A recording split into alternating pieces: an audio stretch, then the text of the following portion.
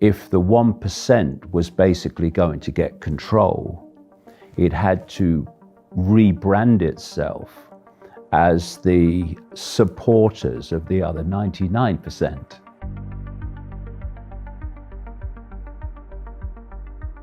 They are planning to transform human society. They want to transform it into what you would think of now as a sci-fi movie. They're openly talking about it. They're talking about 2030 and at that period, a year that comes up in relation to many different things. And the idea is to connect the human brain to AI so that, and I'm summarizing here what they're openly saying, and they're openly saying it because they can't hide it anymore. You know, there comes a point where you are under the radar, but when you actually want to introduce it, you can't hide it anymore. So you have to sales pitch it. So you go from hiding it and developing it to selling it. So what they're selling it on is connect your brain to AI and you'll become superhuman. You'll become like the gods. No, you'll become subhuman, not superhuman. You'll become post-human. That's the idea. And people like Ray Kurzweil at Google openly saying that once the AI is connected to your brain, AI will do more and more of human thinking until human thinking as we know it now is negligible and basically disappears. At that point, the human mind will be the AI mind. Up to this point, they've had to manipulate perception to dictate behavior. Their end game is to not even have to manipulate perception, but to become the perception via AI. And that's the point where you become the hive mind, where individuality is deleted. And that's where this is going with the mask, taking away individuality on the what I call the totalitarian tiptoe to that end. Take me to 2022, August, 2 years from now, and let's assume, God forbid, that we've acquiesced every single step of the way. What does this world look like? If you take China today and multiply it 2 or 3 times, that's where we'll be. The brain processes information electrically and electromagnetically. It communicates with the rest of the body electrically and electromagnetically. By 2022, impact on the human environment will be vastly more than it is now. The body is an antenna.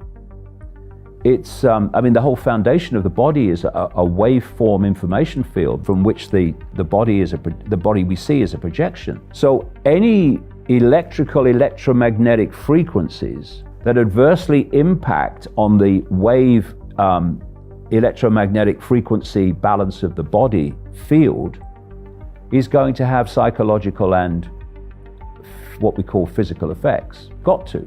The brain processes information not only electromagnetically, but within a certain frequency band. And if you can access that frequency band with externally generated frequencies, it's been well known. It's been done by governments like the Russian government, etc. Way back in the 50s, it was going on. If you can get your frequency right, you can plant thoughts and perceptions in the minds of people, which they will then experience as their own thoughts and their own decisions, but actually externally being put in.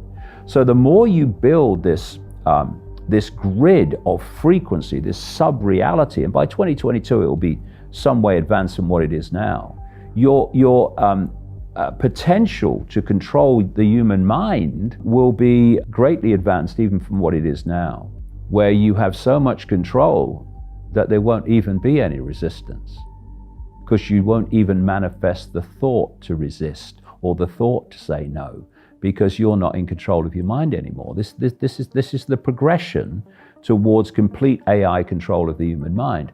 We are literally at the cusp between what remains of human freedom and the end, completely the end of human freedom, even the ability to think what you choose to think.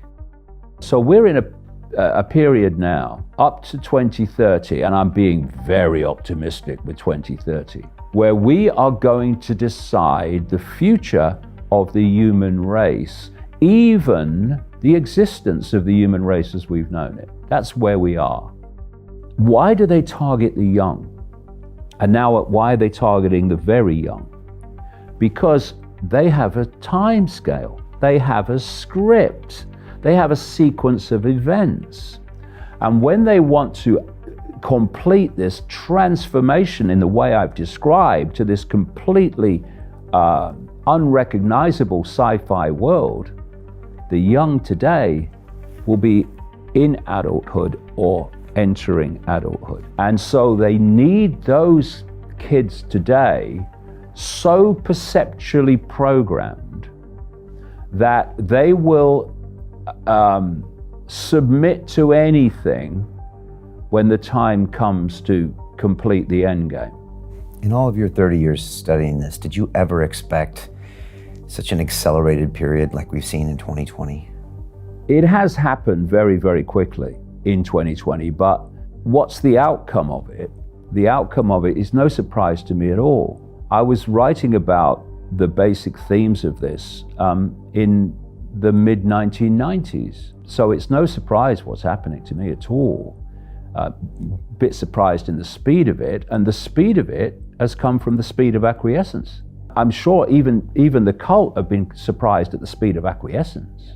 Where they want to go, I've known about that for a very, very long time.